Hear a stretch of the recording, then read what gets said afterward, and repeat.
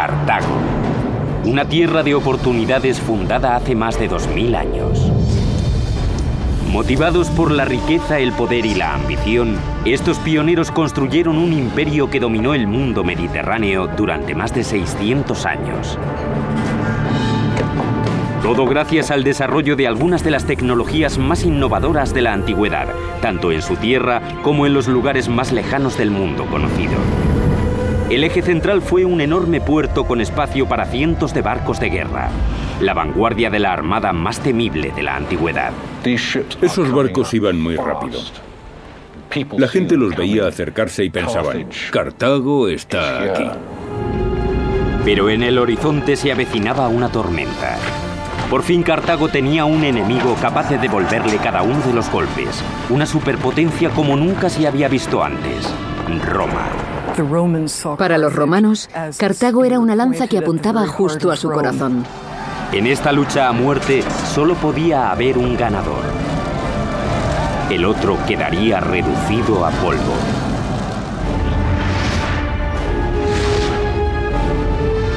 La construcción de un imperio, Cartago. Derramamientos de sangre, masacres, hazañas geniales de ingeniería y actos de coraje suicidas marcarían el enfrentamiento entre las dos mayores superpotencias del mundo antiguo, Roma y Cartago. Sería una lucha a muerte, y el resultado cambiaría el curso de la historia occidental. Bienvenidos a Túnez. Hola, soy Peter Weller. De niño oí el nombre de Cartago y sabía que era una ciudad antigua, pero no la situaba en el mapa. Había oído hablar de Aníbal, de los elefantes que cruzaban los Alpes y de sus guerras con Roma. Supe que las llamaron guerras púnicas por la palabra latina punici, Cartago en latín, pero no tenía ni idea de dónde estaba. Pues bien, estuvo aquí, en el extremo norte de Túnez. Detrás de mí se encuentra la capital moderna de Túnez, una ciudad con unos 2 millones de habitantes situada en el mar Mediterráneo. En el siglo IV a.C., Cartago era un imperio absoluto que dominaba el Mediterráneo con una temible armada. Pero la leyenda original de Cartago empieza en la ciudad de Tiro, al este del Mediterráneo, en la ciudad fenicia de Tiro y con una hermosa mujer llamada Dido, con los celos, la codicia y el ansia de poder que separaría para siempre a una familia real. Dido era la hermosa hija del rey Muto. Su marido fue un ambicioso fenicio que había tenido un final prematuro. Fue asesinado por el hermano de Dido, Pigmalión. Temiendo por su vida, Dido huyó cruzando el Mediterráneo desde su patria de Tiro hasta una tierra de nadie en la punta septentrional de África. Negoció con los nativos para comprar tanta tierra como pudiera abarcar la piel de un buey. Inteligente y astuta, Dido mandó cortar la piel en tiras tan finas como fuera posible y las dispuso de tal modo que delimitaran una gran extensión de tierra fértil. Allí, bajo su mando, se construiría la fantástica Kart Hadash, o Ciudad Nueva. Cuando llegaron a Cartago, evaluaron la bahía, observaron las montañas, se fijaron en la corriente de los ríos y vieron un lugar, Birsa, que sería el sitio perfecto para una fortaleza defendible, y dijeron, es aquí es donde construiremos nuestra ciudad. La colonia de Dido, Cartago, prosperó rápidamente. Según la leyenda, los relatos sobre su riqueza y la belleza de Dido se extendieron tanto que llegaron a oídos de Jarbas, rey de los moros. Parte de la historia de Dido es este relato sobre el rey de los nativos libios, Jarbas, que desea casarse con ella. Pero Dido se niega, según los escritos, por el amor que siente hacia su marido asesinado, y sube a una pira funeraria construida por ella misma para suicidarse. Y aquí, a partir de sus cenizas, se levantaría uno de los mayores imperios del mundo conocido. Rodeados de fuerzas mayores y de un poco de tierra, los fenicios de Cartago regresaron al mar. Estaban abiertos a nuevas ideas. Eran pioneros, pragmáticos e incansablemente innovadores. Cuando Dido estableció la ciudad nueva, Mucha gente miraba asombrada y decía, mira, una nueva ciudad, un nuevo comienzo. Y a medida que estas rutas comerciales que había abierto Cartago se ampliaban, rápidamente se convirtió en una ciudad tan internacional como cualquier otra del mundo de entonces. En los 200 años siguientes, Cartago se convirtió en la principal potencia del Mediterráneo y estableció colonias en Córcega, Ibiza y África del Norte. Sobre el 700, puede que el 650 a.C., Cartago es un poder a tener en cuenta.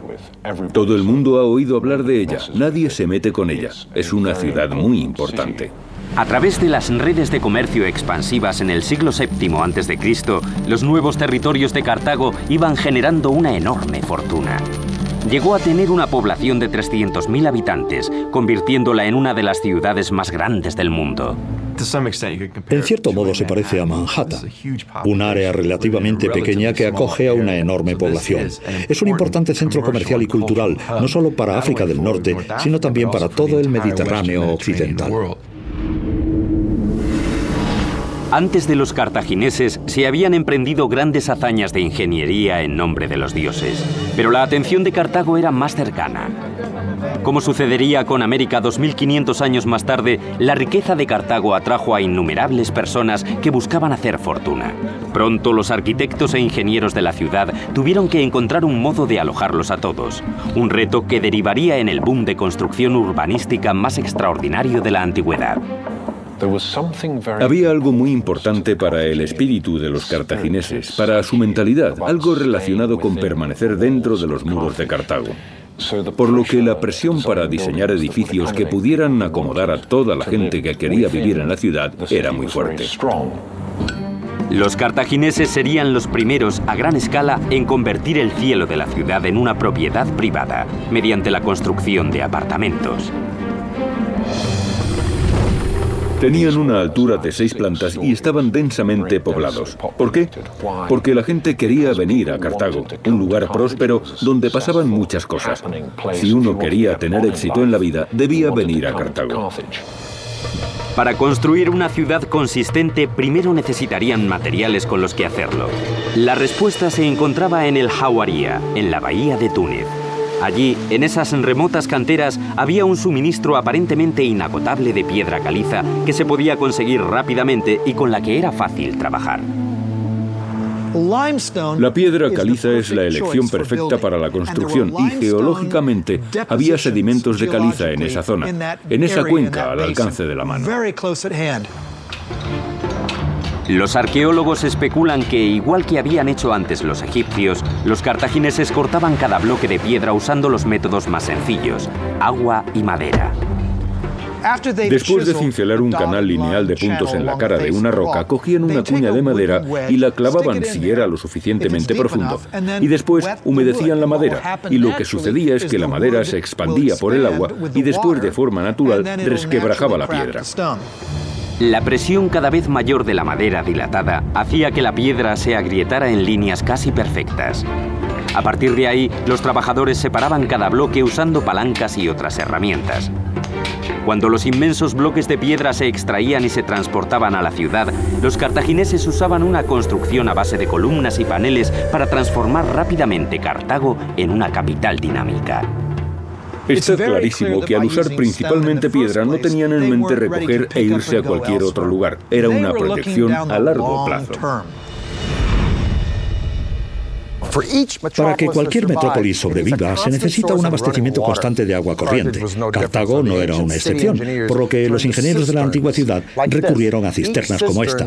Cada cisterna estaba hecha de una doble capa de cáscara de huevo y arcilla, lo que hacía que la cisterna fuera totalmente hermética. Cada hogar tenía acceso a una cisterna a través de una serie de conductos y canales. Los cartagineses tenían baños totalmente equipados con bañeras y lavabo e incluso duchas años antes que la antigua Roma. Hay constancia, mucho antes de la fundación de Cartago, de la existencia de tuberías domésticas. Pero es en Cartago, en el 600 a.C. más o menos, y más concretamente en la ciudad cartaginesa de Kerkoen, en el 450 a.C., donde encontramos la primera evidencia de un sistema unificado de utilización de agua y alcantarillado. Cualquiera puede instalar un baño, pero la pregunta es, ¿qué se hace con las aguas residuales?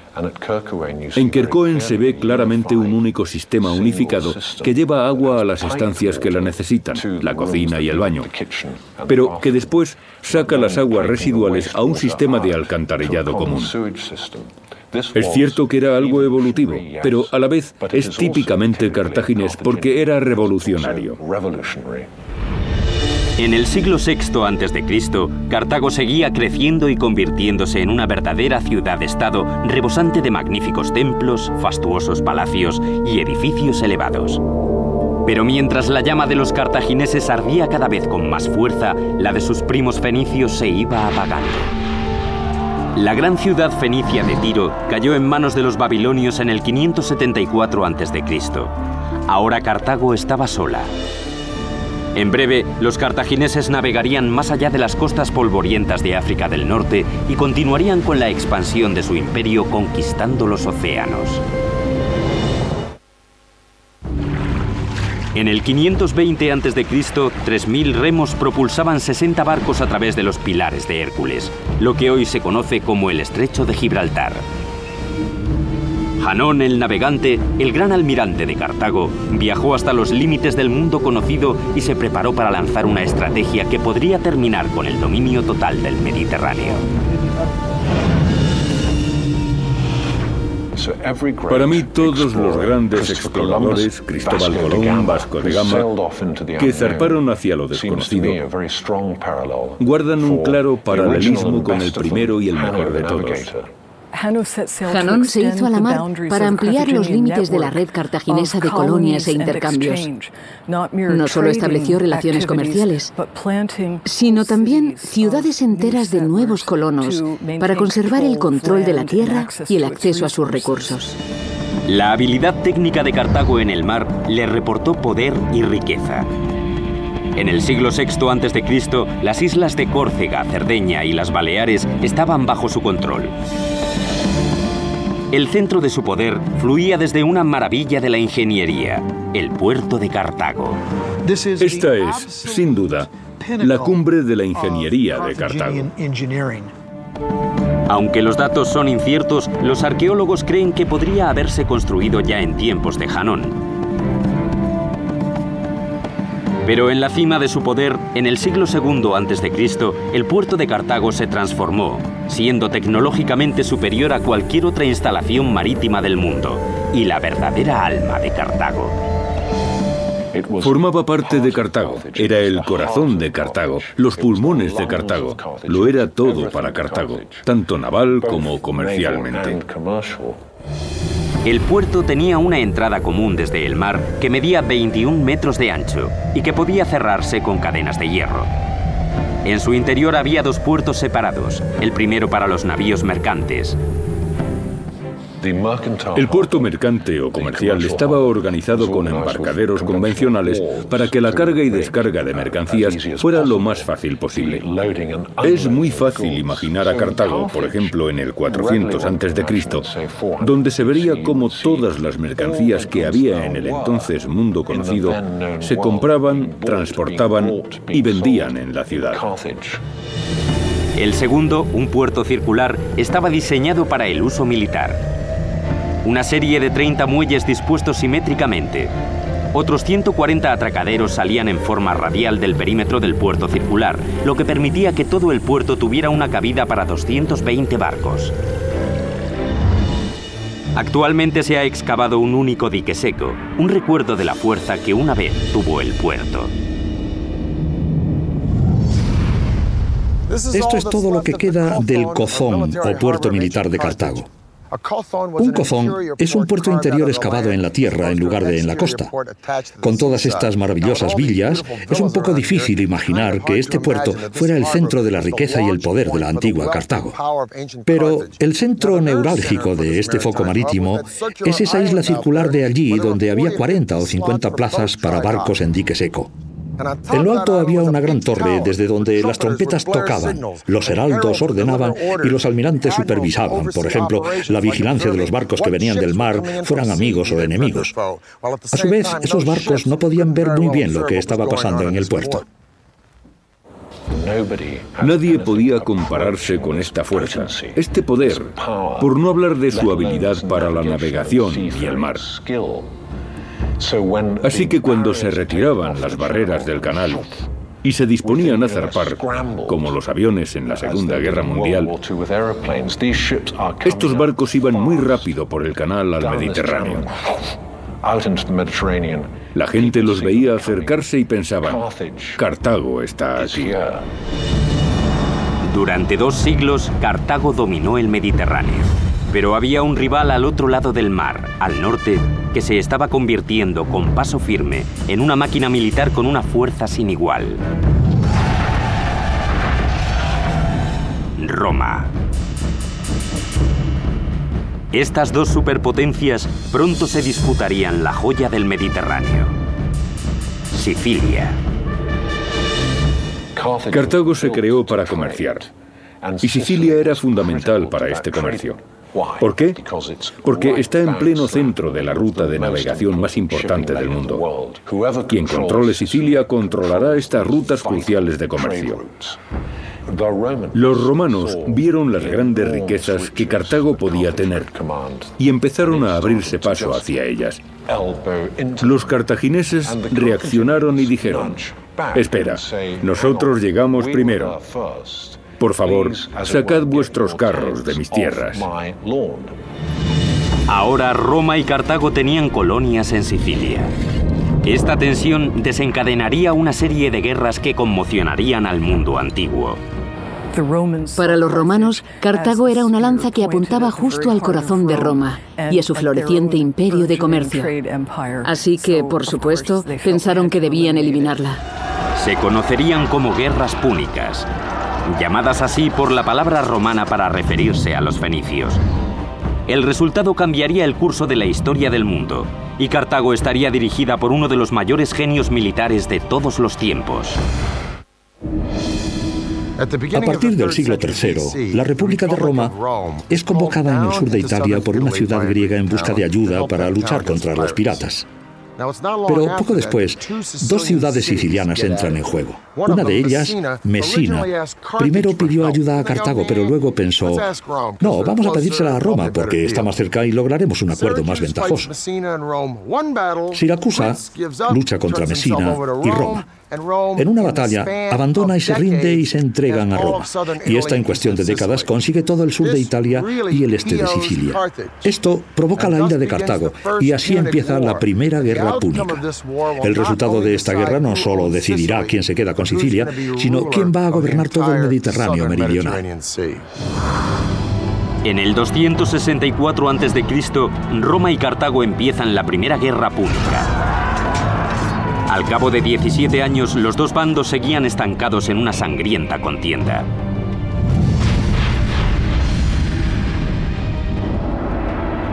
Las tablas parecen romperse cuando un temible y carismático comandante del ejército llamado Amílcar Barca toma el control de las milicias cartaginesas. Amílcar fue el primer gran general del imperio cartaginés. Era un hombre con carisma. Era el que sabía cómo hacer el trabajo, el que sabía cómo sacar las castañas del fuego. Entre el 247 y el 242 a.C., este exaltado estratega militar, Amílcar Barca, entra en Sicilia. Es dinámico, poderoso y totalmente implacable. Pero lo que le daba a Amílcar su verdadera confianza era que estaba respaldado por una nueva y elegante forma de barco de guerra llamado quinquerreme. Quin significa 5 hileras de remeros. El quinquerreme en realidad no lo desarrollaron los cartagineses sino los griegos, pero los cartagineses consiguieron que este ariete marítimo fuera enorme. En esa época de las guerras púnicas, conseguían grandes hazañas en la construcción naval y civil. Al parecer, el Quinquerreme tenía 5 hileras de remos. Su funcionamiento no está del todo claro. Se cree que había 3 niveles con 5 hombres, 2 en los 2 niveles superiores, cada uno con un remo, y un hombre en la parte inferior. En cualquier caso, era una versión más grande y amplia del trirreme. Aunque más grande, las tácticas eran exactamente las mismas. El objetivo principal era embestir contra los barcos enemigos. Estaban diseñados para eso. Equipados con arietes bañados en bronce, su diseño los hacía muy veloces y manejables. Eran barcos rapidísimos. Intentar golpear un buque de guerra cartaginés era como intentar golpear a Mohamed Ali en sus días de gloria. Un quinquerreme solía tener 36 metros de largo y de 3 a 5 metros de ancho, en los que cabían 420 marineros. Con la carga y la tripulación, un quinquerreme llegaba a pesar más de 100 toneladas. En mar abierto, estas superembarcaciones eran máquinas de matar. Estas cosas se te acercaban a velocidades impensables y golpeaban el casco de tu barco hasta hacerlo temblar. Tu barco se tambalea y empiezas a hundirte. En cambio, el trirreme seguramente se emplearía para enzarzarse en una pelea en alta mar con el barco enemigo. Los cartagineses no se andaban con chiquitas. Te golpeaban una vez, te ibas a pique y se iban a por el siguiente. Era mortal. La genialidad de los cartagineses estribaba en la producción en masa de estos barcos. Tomaban piezas prefabricadas y las ensamblaban en una cadena de montaje. Así que los enemigos sabían que en cuanto hundieran un quinquerreme, aparecería otro por el horizonte. Esto supuso una clara desventaja para la flota romana, hasta que se hicieron con un quinquerreme a la deriva y lograron deconstruirlo. Así se hicieron una idea de cómo estaba ensamblado y probaron a armarlo ellos mismos. Capturaron un quinquerreme cartaginés encallado e hicieron decenas de copias.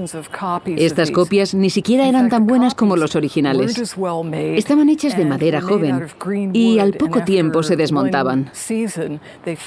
Pero ese poco tiempo fue el que necesitaron los romanos para inclinar la balanza a su favor. Las flotas romana y cartaginesa arreglarían sus cuentas con estas armas de destrucción masiva de la antigüedad para ver quién reinaba sobre los mares. El 10 de marzo del 241 a.C., ambas flotas se encontraron en las Islas Égadas, en la costa oeste de Sicilia, para librar una de las más formidables batallas navales de todos los tiempos. En las hostilidades de la Primera Guerra Púnica, la batalla de las Égadas que tuvo lugar junto a la costa de Sicilia marcó un antes y un después. A pesar de la gran sofisticación de ambas flotas, Cartago tenía una ventaja numérica. Pero sus estilizadas máquinas de matar estaban atiborradas de grano y suministros para el ejército de Amílcar, acampado cerca de Sicilia. Muchos barcos acabaron hundidos, capturados o perdidos. Nadie se lo esperaba. Los cartagineses intentaron contraatacar, pero el peso extra se lo impedía, y eso fue lo que les dio la victoria a los romanos. Fue un desastre estratégico. Los romanos terminaron tomando a casi 30.000 cartagineses como prisioneros. Al no poder abastecer a sus tropas, Amílcar se vio obligado a rendirse y retrasar posiciones hasta Cartago. Era innegable que el dominio del Mediterráneo estaba cada vez más del lado de Roma. Con su victoria, Roma no solo se hizo con Sicilia, sino también con los territorios de Cartago en Córcega, Cerdeña y en las islas situadas entre Sicilia y África. Con la esperanza de anular a los cartagineses, Roma les obligó a pagar un elevado tributo. Pero Cartago no estaba dispuesta a rendirse todavía. Se volcó hacia el oeste, hacia España, en busca de nuevas riquezas. Los cartagineses enviaron a Amílcar Barca a España en el año 237 con el objetivo de conquistar todo el territorio posible. Tras 9 años de contiendas, Amílcar logró doblegar a las tribus nativas, conquistando para el imperio cartaginés todas las tierras al sur del Ebro. Pero aquella conquista le costaría muy caro. En el 228 a.C., Amílcar fue asesinado en un enfrentamiento con una tribu rebelde. La muerte de Amílcar en España fue un duro golpe para Cartago, pero no fue ni mucho menos su fin. Más bien al contrario, abrió el camino para una nueva iniciativa. Según cuenta la leyenda, el hijo de Amílcar, de 9 años, le rogó a su padre acompañarle en su cruzada en tierras españolas. Amílcar cedió con una condición: que su hijo jurara odio eterno a Roma y se comprometiera a derrotar a su república. De este modo, su hijo, Aníbal, se convirtió en el instrumento de su venganza. Este fue el primer paso de un camino que haría de Aníbal el enemigo más devastador al que jamás enfrentaría Roma. En el 211 a.C., un fantasma acechaba a las puertas de Roma. Al otro lado de sus muros, con un ejército apostado para atacar, se encontraba el hombre que más odiaban y temían los romanos: Aníbal, el legendario general cartaginés. Inteligente, brutal, avezado. La peor pesadilla de Roma. Aníbal penetraba las defensas de Roma con una facilidad insultante, gracias sin duda a su genio estratégico y a su habilidad para utilizar uno de los armamentos militares más asombrosos del mundo. No me cabe duda de que Aníbal no fue tan solo uno de los mejores generales de la historia. Está demostrado que fue el mejor general de la historia. El genio de Aníbal nacía de un afán casi religioso por la destrucción de Roma, heredado de su propio padre. En el año 221 a.C., con 26 años, le dieron por fin los medios para dar salida a ese odio. Asumió el mando del ejército cartaginés. Aníbal era sin lugar a dudas el hijo de Amílcar. Fue un político muy hábil, un brillante estratega y un militar de los pies a la cabeza. Pero su genialidad se basaba en saber cómo utilizar todos los adelantos técnicos que Cartago tenía a su disposición. Como comandante demostró su inquebrantable coraje al emprender una de las campañas de agresión más extraordinarias de toda la historia de la humanidad.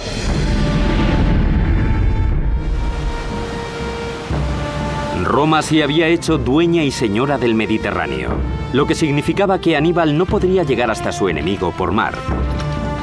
Decidido a cumplir la promesa hecha a su padre, Aníbal se propuso lo imposible: avanzar por tierra cruzando los Alpes hasta llegar al corazón del Imperio Romano. Aníbal sabía que le superaban en número, sabía que sus efectivos eran menos numerosos que los romanos, pero se le ocurrió una estrategia que, según creía, le daría la victoria. Lo que haría sería llevar a su ejército a Italia y atacar a los romanos en su propio territorio. En el año 218 a.C., Aníbal partió al frente de un ejército de 90.000 hombres, 12.000 caballos y 37 elefantes adquiridos a sus vecinos africanos del sur. Los elefantes se llevaban usando en la guerra desde hacía siglos. Podían darle la vuelta a una batalla, ya que la caballería del enemigo no podía con ellos. Por eso Aníbal creía que valía la pena llevárselos hasta Italia. En octubre, con casi 1.000 kilómetros recorridos, se enfrentaron a su primer obstáculo, el embravecido Ródano, en tierras galas. Incluso cuando el nivel del agua está más bajo, el cauce del Ródano sigue teniendo de 100 a 150 metros de ancho, llegando a veces a los 200. Todo un reto para los estrategas de Aníbal. En la otra orilla, los galos se agolpaban a la espera de la batalla. Pero primero había que salvar el obstáculo del agua, un peligro potencialmente mortal. Los ingenieros de Aníbal tendrían que doblegar a la naturaleza. No solo era un tremendo desafío logístico, sino que en la otra orilla del río les esperaba una legión de tribus insurgentes. La solución se convertiría en uno de los logros de ingeniería más espectaculares de Cartago. Una serie de balsas de un tamaño tal que podían transportar los animales y los suministros hasta la otra orilla en un tiempo récord. Las balsas tenían más de 60 metros de largo y más de 15 de ancho. Eso significa que con un solo tronco no era suficiente. Había que colocar muchísimos troncos juntos y amarrarlos. Y para eso hay que saber algo más de nudos que un Boy Scout. Con gran diligencia, los soldados de Aníbal recogieron cantidades ingentes de coníferas de los bosques circundantes y ensamblaron los troncos con sogas. Uno de los factores que tuvieron que tener en cuenta fue la mentalidad de los elefantes. Una vez que los troncos estaban amarrados, las barcazas se apilaron con una capa de ramas y otra de tierra para que los elefantes creyeran que estaban pisando terreno firme. Cuando todo estuvo listo, Aníbal dio la orden de soltar las barcazas. Las tribus galas, atónitas ante su osadía, contemplaron cómo el general cartaginés llevaba sus tropas, su caballería y sus elefantes en masa a través del inestable Ródano. Cuando llegó a la otra orilla, el pánico cundió entre los galos, que salieron huyendo sin presentar resistencia alguna.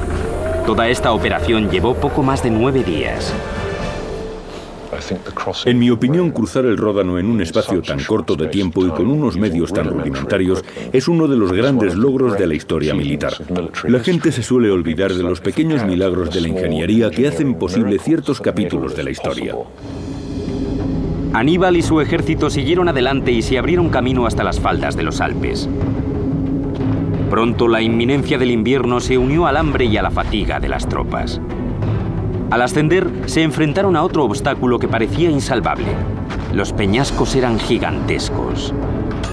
Los consejeros de Aníbal ingeniaron un plan que permitiría a los soldados no remontar los peñascos, sino atravesarlos. La estrategia de cruzar los Alpes sorprendió a los italianos. Nadie se esperaba que un ejército con elefantes se pudiera abrir paso. Y aunque los Alpes podrían haber parecido inaccesibles en algunos tramos, la idea de perforar las propias montañas y abrir un camino para los paquidermos era genial.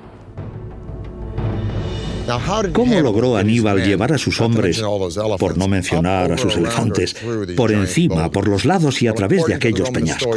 Según el historiador romano Tito Livio, Aníbal y sus consejeros dieron con un plan muy ingenioso para mover de sitio las montañas. Primero abrieron unas enormes grietas en las rocas y cortaron madera de los bosques de los alrededores. Luego envolvieron las rocas con la madera y, en cuanto hubo suficiente viento, la prendieron fuego. Cuando las rocas se calentaron, vertieron vinagre hirviendo en las grietas para que se ablandaran o se hicieran añicos y sus hombres pudieran destrozarlas con sus utensilios de hierro. ¿Pero qué estaba haciendo Aníbal con todo ese vinagre en las cumbres de los Alpes? Si es cierto, y había que pensar que sí, pues al final sí que atravesó las montañas, eso demuestra aún más si cabe la genialidad de este brillante general.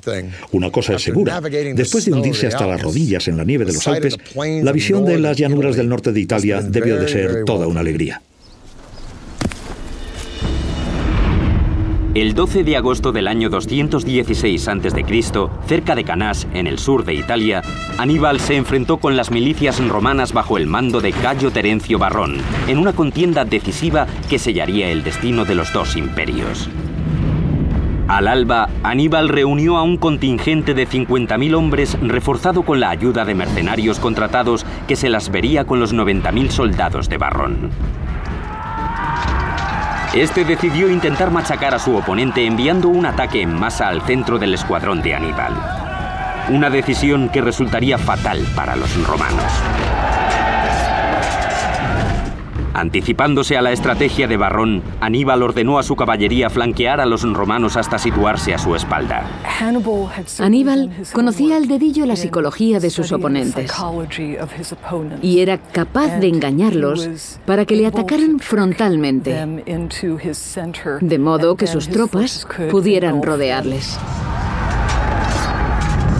Totalmente rodeados, los soldados romanos fueron masacrados. Solo 3.500 de ellos lograron escapar, 10.000 fueron hechos prisioneros y 70.000 murieron en el campo de batalla. La batalla de Canás fue la mayor derrota jamás infligida al ejército romano en toda su historia. Hasta la Primera Guerra Mundial no se produciría una matanza de esas proporciones. Canás fue una obra maestra de la estrategia militar. Pero Aníbal no fue capaz de aprovechar su sucesión de victorias. Combatió a Roma durante otros 13 años, asedio tras asedio, pero tanto la capital como las ciudades colindantes permanecían impertérritas. podía derrotarlos en el campo de batalla, pero carecía de las armas adecuadas para hacerse con la ciudad de Roma. En el año 204 a.C., Roma pasó a la ofensiva y envió a sus tropas a atacar la ciudad de Cartago. Aníbal por fin regresó a casa para organizar su defensa. En el 204 a.C., Escipión el Africano, que ya había vencido a los cartagineses en España, convenció a Roma para que le dejara eludir a Aníbal y atacar Cartago directamente. Aníbal tuvo que volver a su ciudad para defenderla, y fue allí donde estos dos pesos pesados se vieron las caras. A decir verdad, no tenemos ni idea de las palabras que cruzarían. En cualquier caso, en el 202 se volvieron a encontrar en la batalla de Zama, en la que Aníbal fue derrotado. Se vio obligado a doblegarse ante un enemigo a cuya destrucción había dedicado toda su vida. Finalmente no cumpliría los deseos de su padre. Fue expulsado de Cartago y años después, cerca de la actual Turquía, se suicidó. La derrota de Cartago al término de la Segunda Guerra Púnica obligó al imperio a claudicar de nuevo ante los deseos romanos. Se les obligó a rendirse en el año 202 a.C. Los romanos volvieron a imponerles a los cartagineses unas condiciones muy duras. Debían pagar la indemnización de guerra, es decir, un tributo a los romanos. Además, perdieron sus territorios en el extranjero, es decir, que ahora sus posesiones se limitaban a la región de Cartago. Otra condición importante de la capitulación decía que Cartago no podía entablar una guerra ni siquiera para defenderse sin la aprobación de Roma.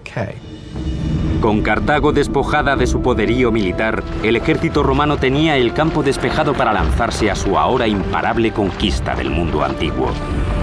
Y su primer gran objetivo sería la maltrecha ciudad de Cartago. Solo tendrían que abrirse paso por las fortificaciones más robustas de la antigüedad. Año 150 a.C.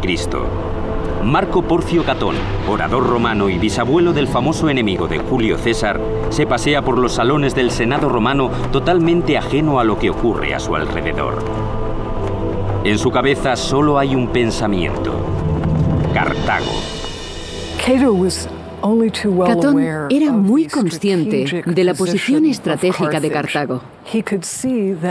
Sabía que mientras siguiera siendo un bastión independiente, con presencia militar, su vecindad con Sicilia e Italia ponía en peligro a la flota romana.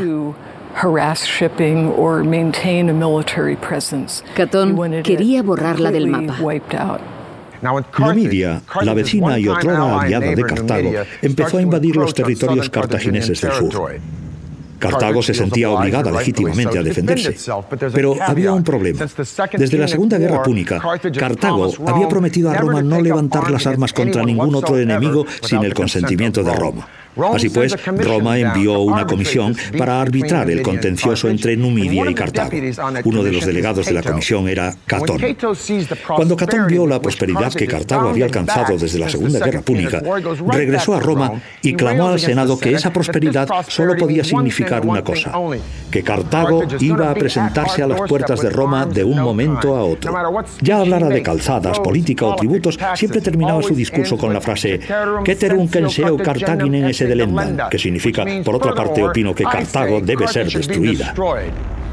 Cartago, temiendo su inminente aniquilación y sin ayuda de Roma, tomó las armas. Por su parte, Roma envió una delegación militar y ordenó a los cartagineses evacuar su ciudad.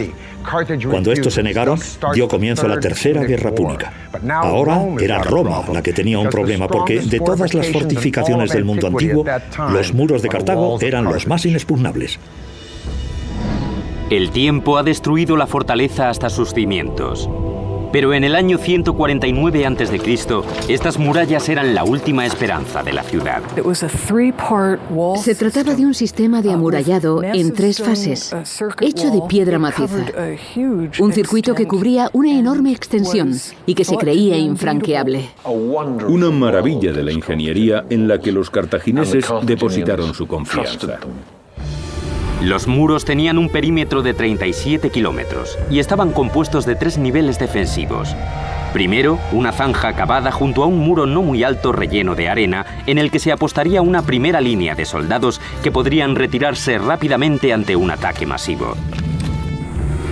El segundo muro estaba construido en piedra y dominaba las defensas exteriores. Tras este segundo muro se erigió una tercera muralla aún más impenetrable de más de 13 metros de altura y 9 de ancho. Cada 180 metros se levantaban 15 torres en las que montaban guardia los centinelas. Dentro de estas murallas hacían su vida parte de las tropas cartaginesas, unos 20.000 hombres y 300 elefantes, siempre alerta ante cualquier ataque. El sistema de amurallado que rodeaba Cartago la convertía en la ciudad más fortificada de todo el Mediterráneo, si no del mundo entero. Contra los romanos, estas defensas tendrían que poner a prueba su fama. De ello se encargaría el legendario general cartaginés Asdrúbal. El jefe militar que lideró a los cartagineses en la Tercera Guerra Púnica fue Asdrúbal. Él se encargó de responder a los ataques de los númidas y estuvo al frente de la principal resistencia contra los romanos. Cuando las legiones romanas se acercaban a la ciudad, los cartagineses se apresuraron a organizar una fuerza defensiva. Las mujeres se dejaron cortar el pelo para hilar sogas con las que disparar las catapultas. Abrieron las puertas de las prisiones y hasta los ancianos se presentaron voluntarios. Aquellas gentes que habían sido herreros durante 20 años volvieron a intentarlo y se rearmaron en un arrebato de determinación. Una determinación que no se volvería a ver hasta el asedio de los alemanes a Stalingrado. Tras 2 meses de frenético trabajo, reunieron 6.000 escudos, 18.000 espadas, 30.000 lanzas, 120 barcos y 60.000 proyectiles para las catapultas. A pesar de todo ese arsenal, la fuerza de las milicias romanas era aplastante y la ciudad se enfrentaba sola a su propia destrucción. No quedó ni un lugar fuera del control de Roma o de sus aliados. Ninguna de las colonias pudo hacerle frente al imperio. Cartago estaba sola. La ciudad se apostó tras sus inmensas fortificaciones, esperando que, contra todo pronóstico, sus muros repelieran la inminente invasión romana. Cartago resistió el asedio romano durante 3 años. Incluso al final, cuando los romanos penetraron en las murallas, tardaron 7 días en abrirse paso, destrozándolo todo hasta el centro de la ciudadela. El asedio romano dejó a la ciudad sin vida desde el exterior. Al final, aunque no lograron abrir una brecha en el inmenso muro de tierra, se las ingeniaron para escalarlo por el mar. Dentro de la ciudad, las refriegas se fueron repitiendo calle tras calle. Aún quedaron algunos guerrilleros cartagineses, pero eran tan violentos que el comandante romano Escipión Emiliano ordenó que se prendiera fuego y se arrasara la ciudad entera. Miles de cartagineses perdieron sus vidas en aquel incendio. Fue un incendio devastador. Debió de ser un infierno para los que vivían allí, tener que huir de sus casas. Durante el asedio y la captura, Cartago había quedado diezmada. La población de la ciudad pasó de 500.000 a 50.000 personas. Los supervivientes se vendieron como esclavos y jamás regresaron a su hogar.